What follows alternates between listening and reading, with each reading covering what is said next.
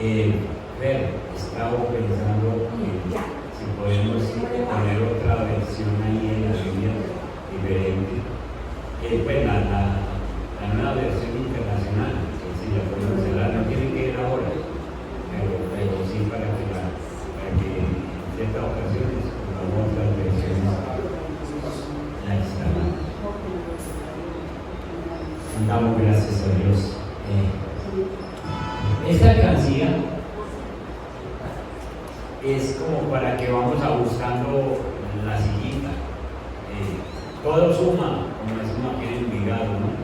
Entonces queremos bendecir también por ese lado. Venga, no se baña.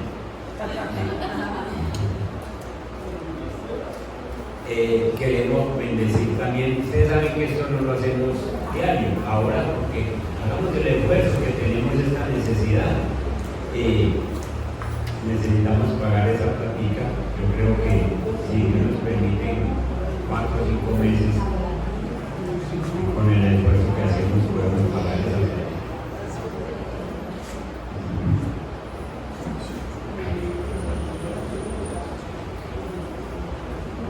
Estamos terminando mayo y es necesario volver a hablar de familia, porque nosotros muchas veces pensamos que yo soy el cristiano, en mi casa, y que por ser el cristiano las otras personas pues verán cómo se defienden y que yo no les hago daño de ninguna manera.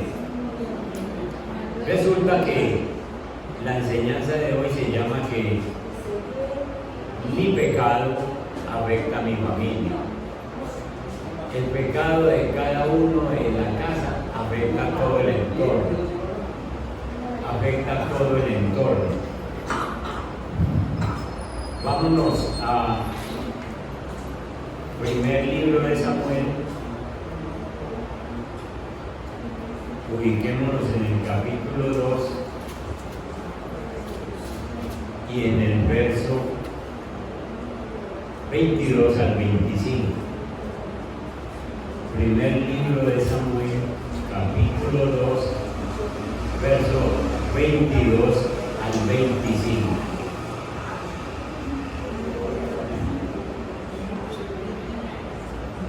Entonces, escúchame. En la casa, en el entorno donde vivimos, en donde estemos, nuestro pecado afecta a todos, afecta a toda la familia. Leamos primero el versículo y luego meditamos un poquito. Pero Elí era muy viejo. ¿Están viendo bien? Pero Elí era muy viejo y oía de todo lo que sus hijos hacían con todo Israel. Y cómo dormían con las mujeres que velaban a la puerta del tabernáculo de reunión. Están cometiendo un pecado de fornicación. Elí es el sacerdote, sus hijos cometen pecados. Y miren, versículo 23. Y les dijo: ¿por qué hacéis cosas semejantes? Miren ustedes la forma de llamar la atención tan floja. ¿Por qué hacéis cosas semejantes? Porque yo oigo de todo este pueblo vuestros malos procederes. No, hijos míos, porque no es buena la fama que yo oigo, pues hacéis pecar al pueblo de Jehová, al pueblo del Señor. Es decir, ustedes, muchachos, que son mis hijos, con sus actitudes están haciendo pecar a todo el pueblo. Verso 25.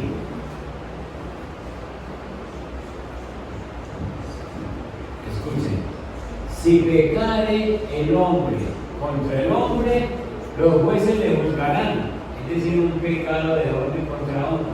Mas si alguno pecare contra el Señor, ¿quién rogará por él? Pero los muchachos no oyeron. Pero ellos no oyeron la voz de su padre. Le llamó la atención así como suavecito. No oyeron la voz de su padre. ¿Por qué? El Señor Jehová había resuelto hacerlos morir. Cuando nosotros leemos que el Señor había resuelto hacerlos morir, no es que el Señor le esté diciendo a Elí: hey Elí, yo voy a hacer morir a tus hijos.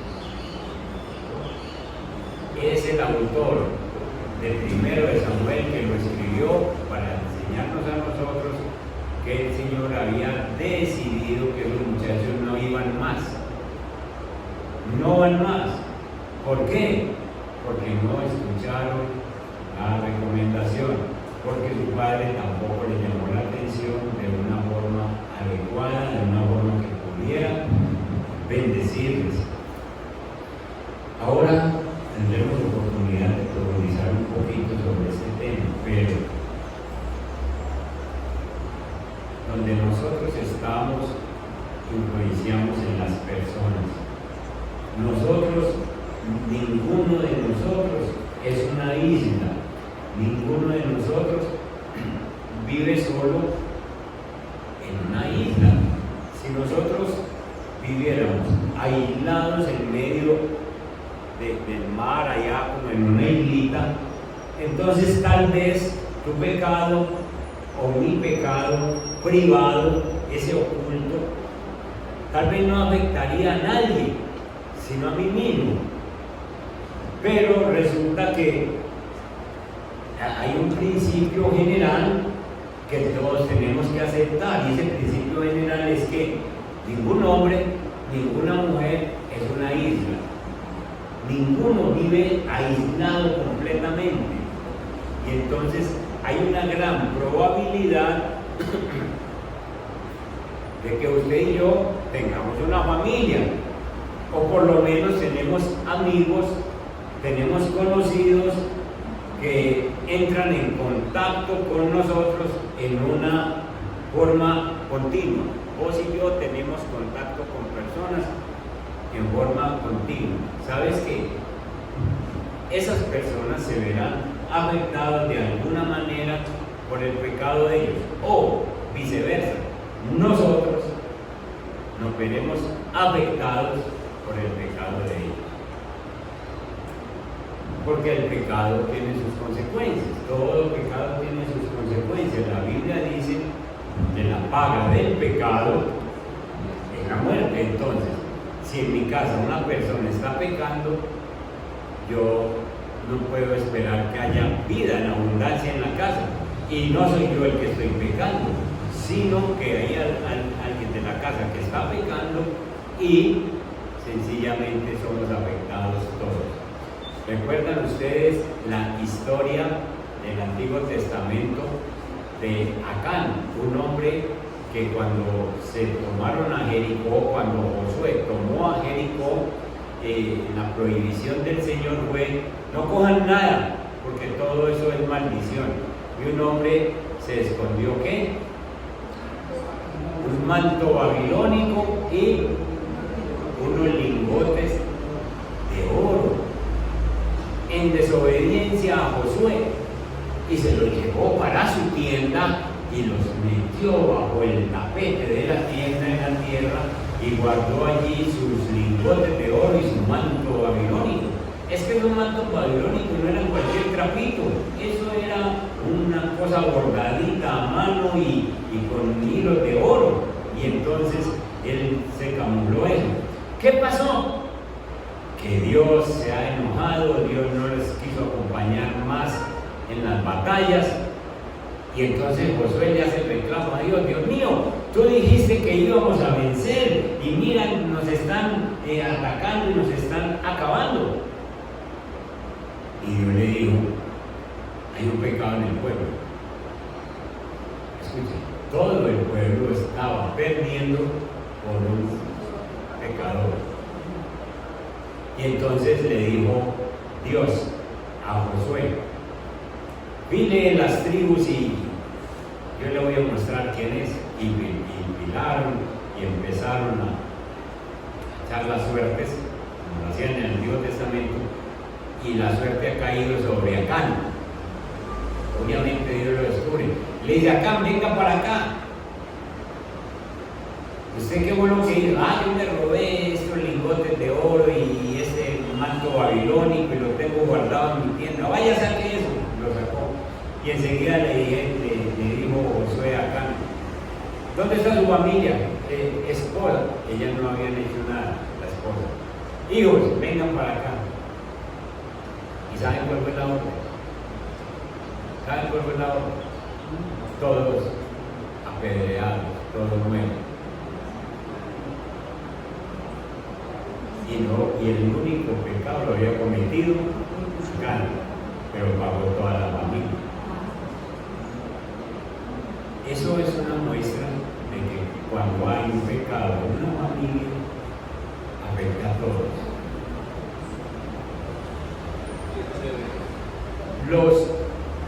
Los psicólogos hoy en día y los psiquiatras, cuando atienden a un drogadicto, ya no atienden al drogadicto nomás.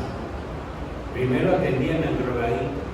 Venga, y le hacían las terapias, y usted qué es lo que le pasa, y usted qué es lo que vale de vicio, y terapias. Los psicólogos ya se dieron cuenta, y los psiquiatras se dieron cuenta de que no es problema el drogadicto nomás, sino que llaman a la mamá, al papá, a los hermanos. Dígame por qué ese muchacho está tirando droga. ¿Yo qué vas a ver? No, dígame qué está pasando en la cara. ¿Por qué él se refugia en la droga?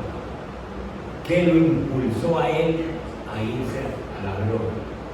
¿Qué lo impulsó a él a esta cosa?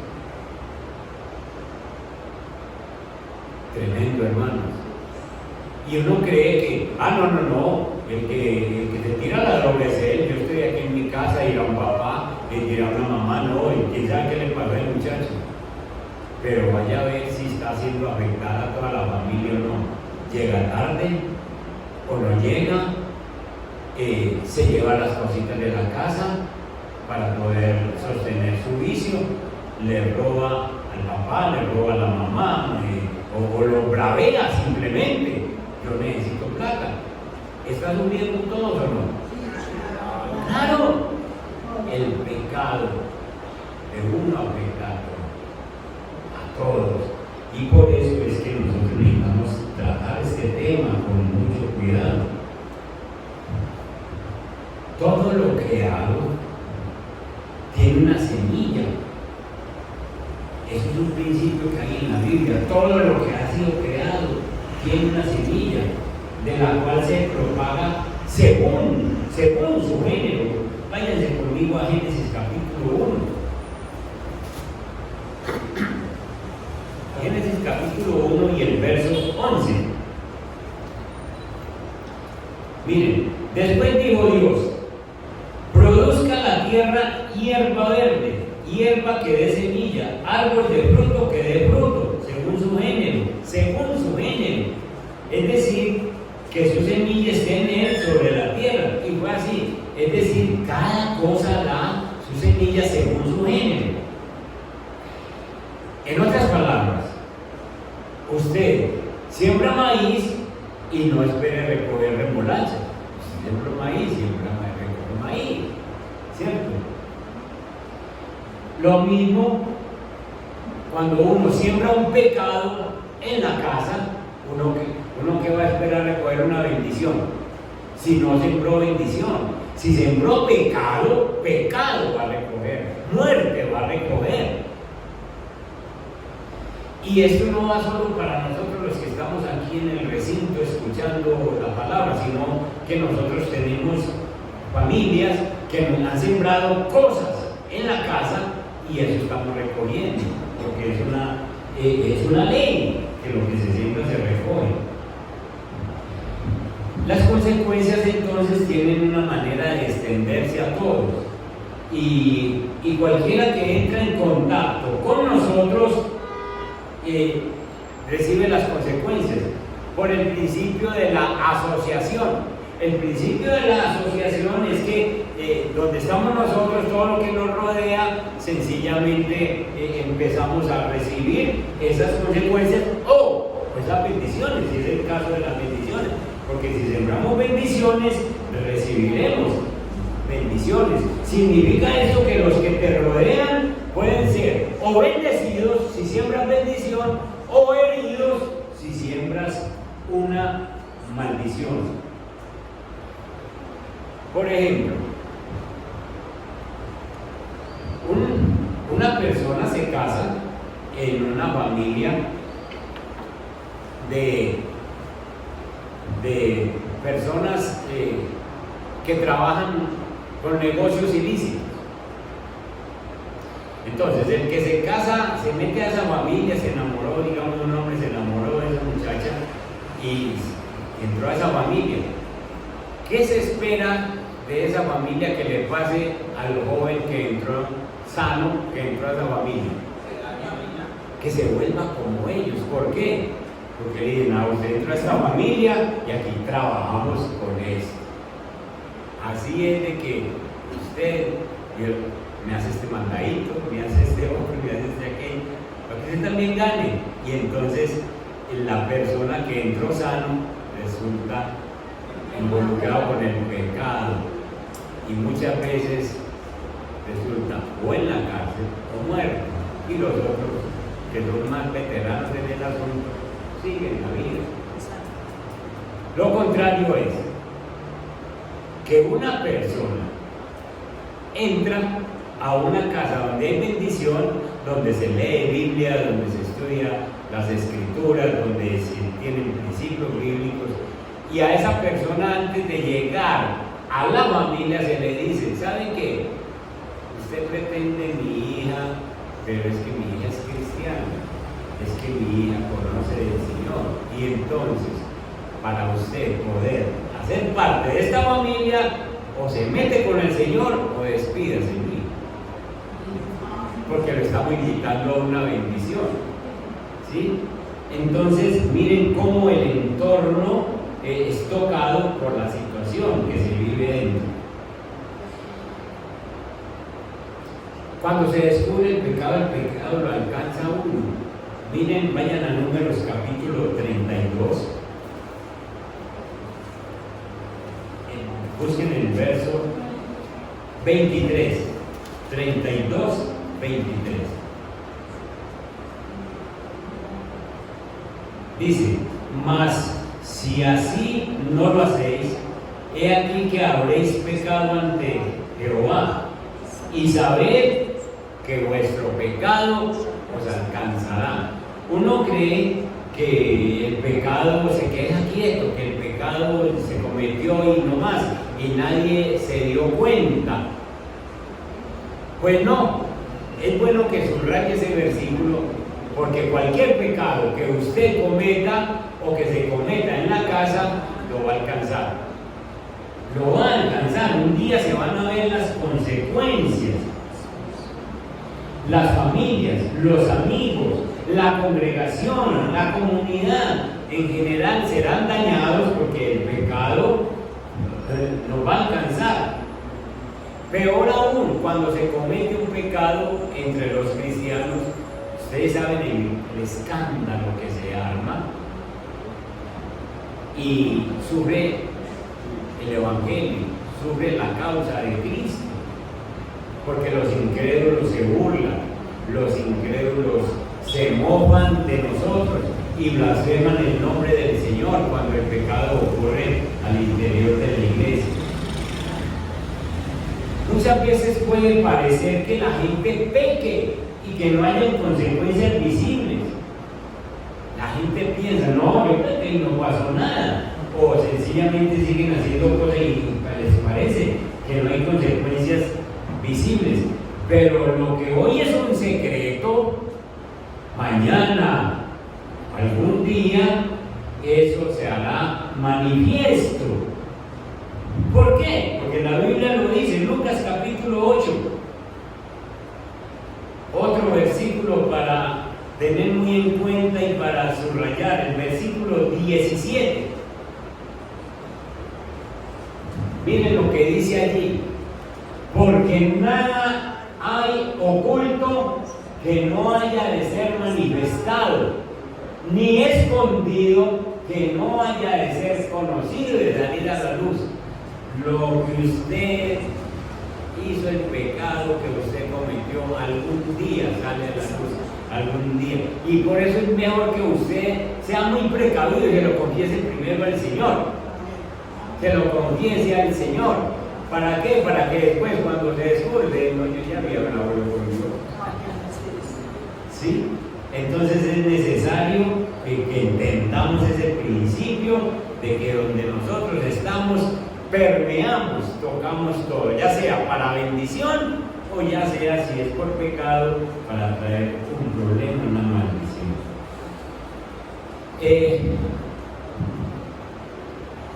Veamos el ejemplo de la Biblia de 1 de Samuel,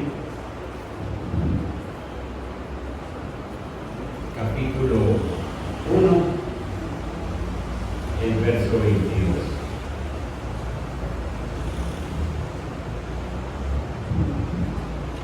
¿Qué pasaba con esta familia?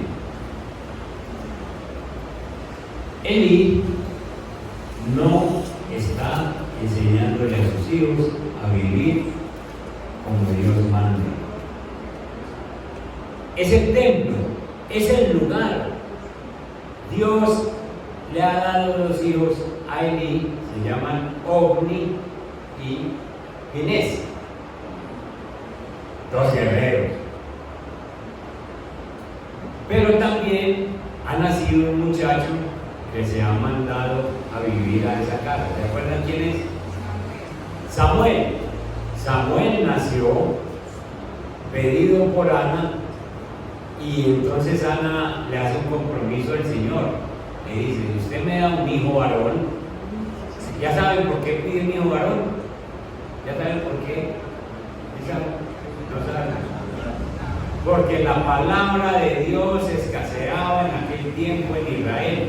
Y entonces Ana muy sabiamente le pide a Dios: denme un hijo varón para que enseñe, para que predique, para que le ayude a este pueblo. Y entonces ella lo consagra a Dios desde pequeño, a los 4 años. Se lo lleva nada más y nada menos que al sacerdote Elí y le dice: usted me cría a mi muchacho, y yo estoy segura de que ese muchacho aquí se va a criar con la palabra. Está faltando la integridad en la casa de Elí, está faltando la santidad en la casa de Elí, y de pronto, haciéndole una aplicación, está faltando la integridad y la santidad en nuestra casa. Antes de entrar en el capítulo, miremos un mandato que Dios nos da, que lo vio en el Antiguo Testamento y que sigue vigente y vuelve y lo recalca en el Nuevo Testamento. Primera de Pedro, capítulo 1, el verso 14.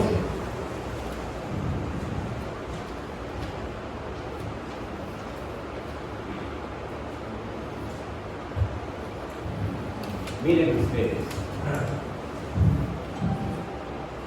mandato que viene del Antiguo Testamento: como hijos obedientes, no os conforméis a los deseos que antes teníais, estando en vuestra ignorancia. Lo parafraseo: cuando éramos ignorantes, que no conocíamos la Biblia, teníamos unos deseos de la carne que les dábamos gusto y pensábamos que era normal. Era normal. Normal es para una persona ignorante abrir la internet y dedicarse a ver pornografía. Y normal. Pregúntenle a un muchacho: normal. Normal es mentir. Normal. Pero miren, como hijos obedientes no os conforméis a los deseos que antes teníais, estando en vuestra ignorancia, sino como aquel que os llamó es santo. ¿Quién los llamó? Jesús. Y como Él es santo, sed también vosotros santos en toda vuestra manera de vivir. Sed santos en la iglesia. En la iglesia es fácil ser santos, hermanito. No, vaya a la casa. ¡Pam! en toda vuestra manera de vivir, en la casa, en la ciudad, en el estudio, en la universidad, en la iglesia, en toda vuestra manera de vivir. Verso 16, porque escrito está, sed santos. ¿Por qué? Porque yo soy santo, punto, y se acabó la discusión. Ustedes son hijos míos, yo los llamé a que trabajen conmigo, los llamé a que vivan conmigo en la eternidad, entonces sean santos porque yo soy santo, punto. Mandato del Antiguo Testamento. Está escrito en el Antiguo Testamento. Entonces, en la familia de Eli faltaba un liderazgo espiritual. Quiero decirles, hermanos, que usted que tiene la luz de la palabra, que usted que ha sido escogido para ser santo, sea el papá, o sea la mamá, o sea el hijo, al que Dios escogió en la casa. Y si en la casa hay 3, 4 cristianos escogidos, pues gloria a Dios, todos tienen que alumbrar. No esperen que uno alumbre más, todos tienen que alumbrar. De todas maneras, estoy hablando de que en el caso de que no haya sino uno solo, es luz en la casa. Y debe tener ese liderazgo espiritual. Debe tener ese liderazgo de decir, yo soy el que oro, yo soy el que modelo la vida cristiana, yo soy el que tengo que guardar la integridad en mi casa. Es un factor muy importante manejar este liderazgo espiritual en la casa. Somos los que oramos. Hombre, hay pecado de los otros familiares, sí lo hay, pero yo me tengo que comportar con mi carácter de cristiano y tengo que rogarle a Dios y tengo que insistirle a Dios, porque va a llegar un momento en que esto no lo va a ganar el enemigo, hermano. Si usted se metió con Dios, usted gana la batalla. Porque no es sino que recorran la Biblia, recorran desde el principio hasta el fin, y alguno que me pueda levantar la mano y dígame una batalla que el Señor haya perdido. Ninguna. Una persona que haya quedado defraudada porque el Señor no le ayudó. Ninguna. Entonces nosotros vamos a ser los primeros en perder, según cuentas, pues, la batalla. No vas a perder la batalla, no la vas a perder. Si vos sos la luz de la casa, vos tenés que seguir manejando esa integridad espiritual y viviendo de tal manera que Dios alcance a esos otros familiares y que en vez del pecado hacerme daño, yo lo neutralice, porque soy la luz que puedo neutralizar el pecado. Miren qué tan poderosa es la luz. Apaguen todo este recinto y prendan un solo fósforo, para que vean que se nota. ¿Cuál es la luz que se nota? Estando todo esto oscuro. Y no es un fósforo. Así eres tú, así soy yo en mi casa. Puede que el pecado esté abundando ahí alrededor, pero va a prevalecer la luz.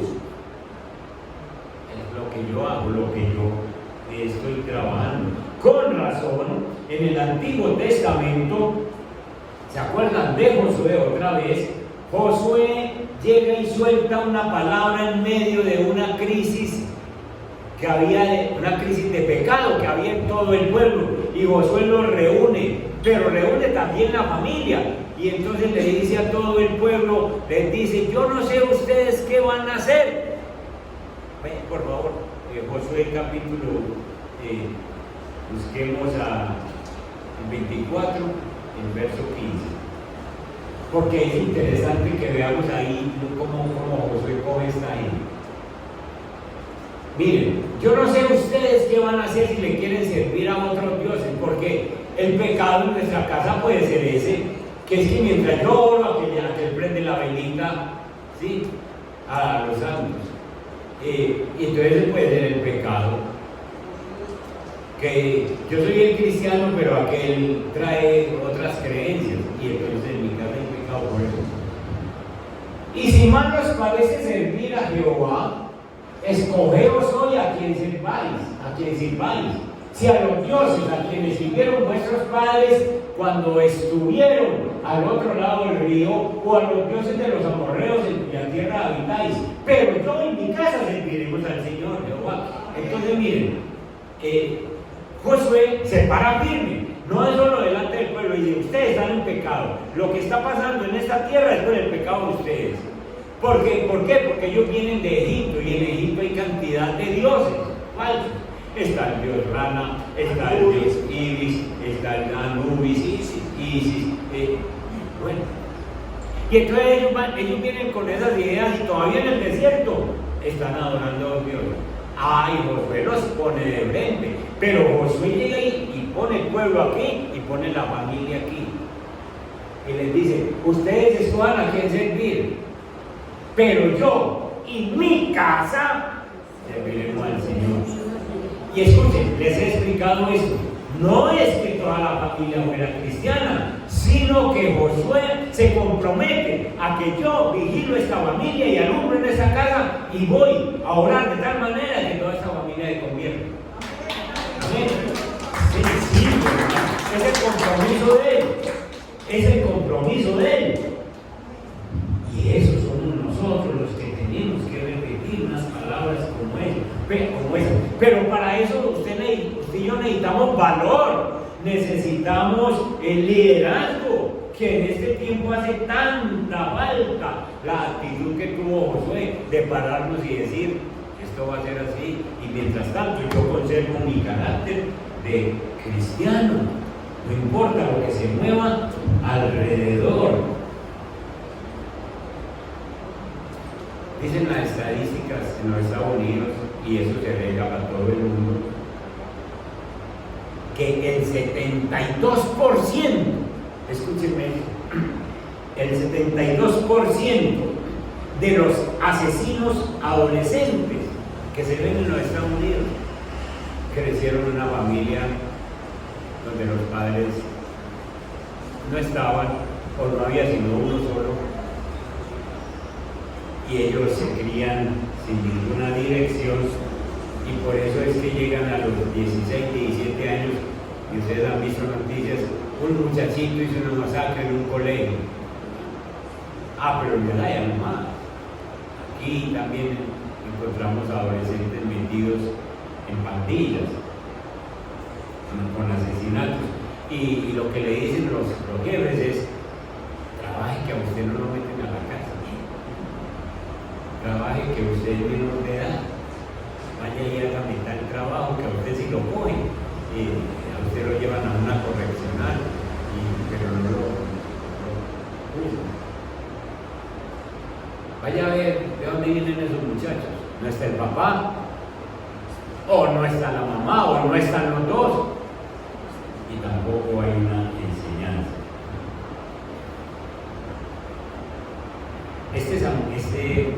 Eli, volvamos al pasaje de Eli.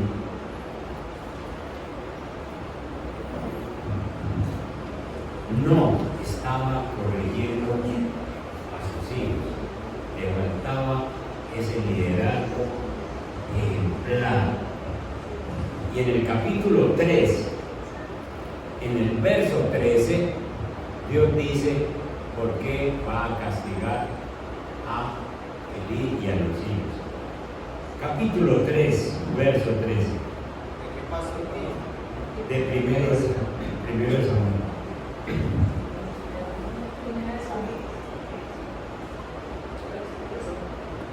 Primero Samuel 3:13. El 12, desde el 12 dice: aquel día yo cumpliré, dice el Señor, contra Elí todas las cosas que he dicho sobre su casa, desde el principio hasta el fin. Dios dijo que iba a hacer morir esos hijos porque no estaban obedeciendo, porque no había quien les enseñara.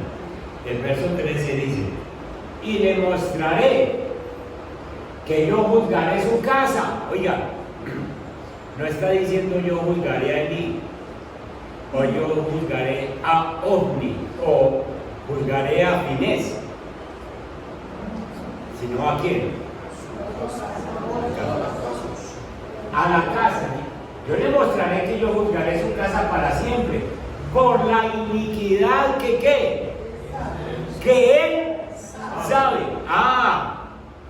Es que los papás sabemos, es que el que peca sabe cómo está afectando la casa, es que el hijo vicioso sabe, es que la hija que anda en malos caminos sabe que está afectando la casa, sabe que ese papá no está contento con lo que ella hace, con lo que él hace, con lo que él sabe. Porque sus hijos han blasfemado a Dios y él no los ha estorbado. Ay.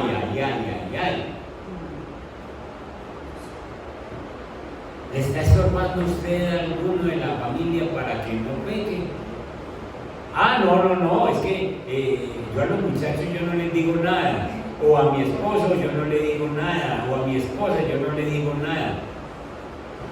Estoy esperando que el Señor llegue a juzgar su casa. Porque Él sabe, y voy a juzgar su casa, porque Él sabe que hay pecado en su casa. Porque han blasfemado contra mí y Él no les ha estorbado. Si en tu casa una persona le está diciendo, ¿cuál Dios? Ese no, esa Biblia no, ¿y para qué? Cuidadito con lo que dice, estórbele para que Dios no venga con su juicio. Estórbele para que venga. ¿Cómo le estorba? Diciéndole algo sencillo, hermano. Coja la palabra y dígale, ve, aquí dice. Que no me importa lo que aquí dice. Punto. Usted ya les estorbó. Estorbarle a la familia es decirles eso que está haciendo es pecado. Un hijo le puede decir a un papá, eso que usted está haciendo no es bíblico. Parece conocer palabras. Pero un papá le puede decir al hijo, eso cuidado que le está faltando a Dios. Un esposo le puede decir a la esposa o viceversa, eso que está haciendo no le agrada a Dios. Para que usted se evite que el Señor venga y juzgue todas.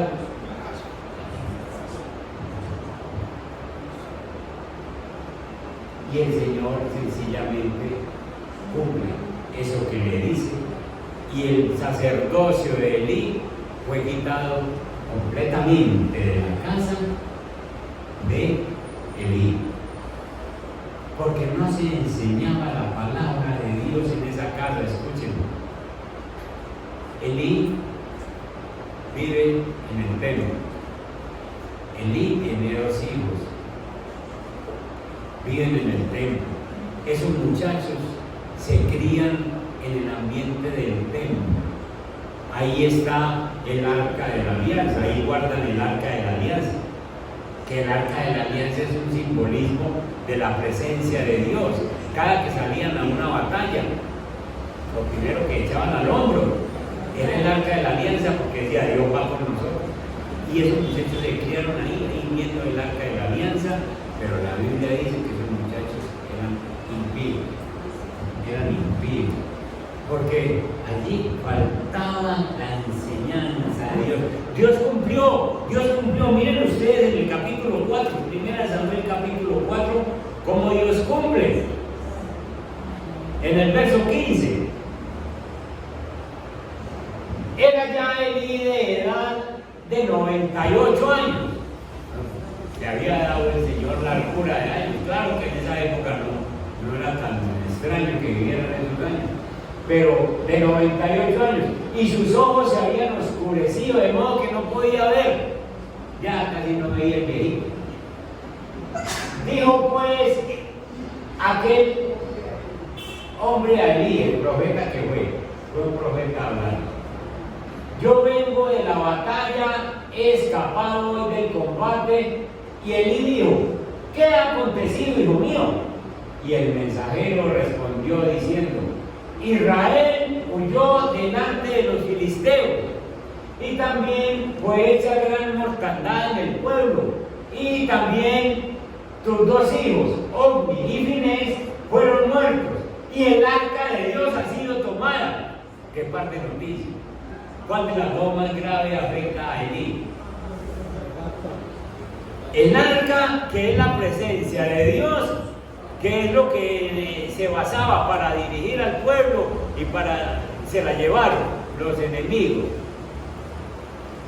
Y los dos muchachos muertos, porque el Señor había decidido que esos muchachos que no habían sido cuidados con la palabra hacían tanto daño al pueblo que era mejor quitarlos. La Biblia dice, Dios había decidido quitarlos. Y aconteció que cuando él hizo mención del arca de Dios, porque fue el golpe más fuerte, él cayó hacia atrás de la silla al lado de la puerta y se desnucó y murió, porque era hombre viejo y pesado y había juzgado a Israel 40 años. 40 años dirigiendo al pueblo de Israel y sencillamente no había hecho las cosas bien con los hijos. Hay gente que son buenos trabajadores, buenos líderes, buenos pastores, buenos en lo que le ponen, pero son papás horribles, son mamás horribles, porque no son capaces de hacer cosas afuera y adentro no hacen una buena. El abuelo mío decía, son candil de la calle. ¿Saben qué es un candil de la calle? Luz en la calle y oscuridad en la casa. Es decir, para allá afuera todo el mundo habla bien. ¡Wow, Señor, cómo es de buen trabajador! Para allá a la casa. Oye, Señor, cómo es de formal. Para allá a la casa. Eso pasaba con eso. Era bueno, 40 años dirigiendo, era bueno para él, pero no era capaz de manejar la casa. Pero es que había otro problema con esta familia, que como no se enseñaba la palabra, esto afectó incluso a Samuel. Samuel fue llevado a esa casa y sencillamente Samuel se está criando en esa casa. Y miren el capítulo 3, el verso 7.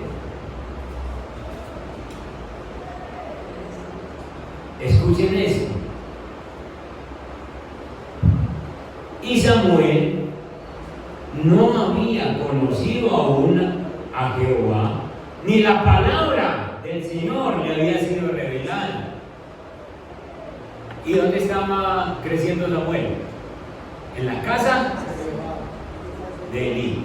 La mamá lo llevó allá con la ilusión de que este muchacho va a ser criado en la palabra, de que este muchacho va a conocer la palabra, de que este muchacho va a ser el ministro que yo espero. Y esa mamá orando por la casa, pero el versículo 7 dice que no conocían la palabra del Señor ni le había sido revelada. ¿Por qué razón no le había sido revelada? ¿Quién no le había enseñado?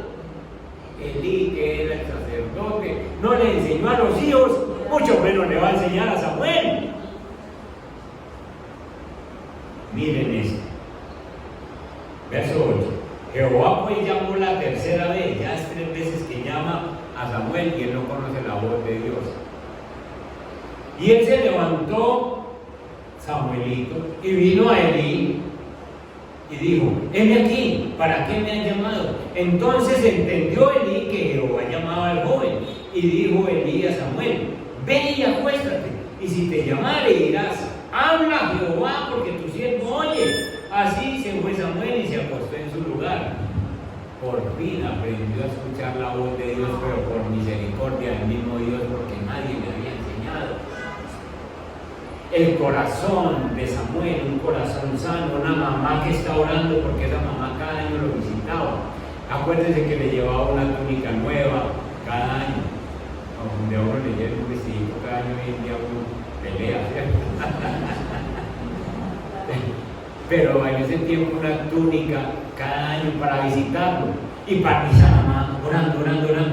Por eso se perdieron los 2 hijos de Elí. No conocían la palabra, pero Samuel empieza a conocer la palabra directamente porque Dios le habla. Lo llamaba y no conocía, no sabía quién era, no conocía la voz de Dios.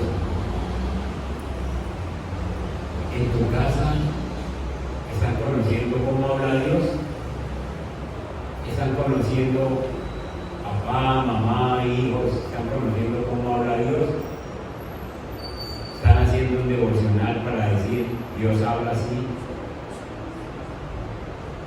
o están dejando que la televisión eduque a los muchachos.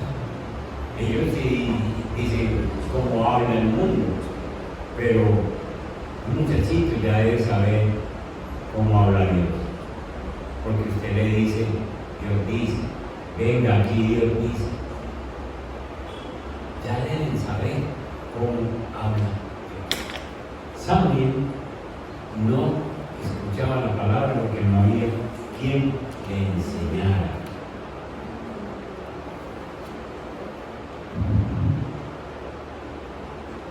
Los cristianos debemos entender que nosotros no solo debemos estar trabajando para la casa, aportando, ayudando para el mercado, ayudando para la limpieza. Los cristianos somos luz que debemos mantenernos firmes para que si el pecado entra a la casa, la palabra de Dios lo expulse, lo rechace, porque va a ser más poderosa la luz, como les expliqué ahora, que las tinieblas. Tiene que haber corrección. Bendigo a estos papás, a estas mamás que hoy están aquí y que pueden llevarle a sus hijos una dirección o hacerles una corrección a tiempo, hacerles una confrontación. Llega un momento en que los hijos están tan grandes que uno dice, ¿le digo o no le digo? ¿Le digo o no le digo? Pues hermano, usted va a tener que ponerse las chanclas bien puestas. Y así el hijo o la hija esté muy grande, usted tiene que primero obedecer a Dios y decirle, yo le digo, porque usted nunca va a dejar de ser mamá. Usted puede tener 90 y él puede tener 70, pero usted nunca va a dejar de ser mamá, usted nunca va a dejar de ser papá. Y él no va a dejar nunca de ser hijo. Y entonces siempre va a haber esa autoridad de que yo le puedo decir y le debo decir.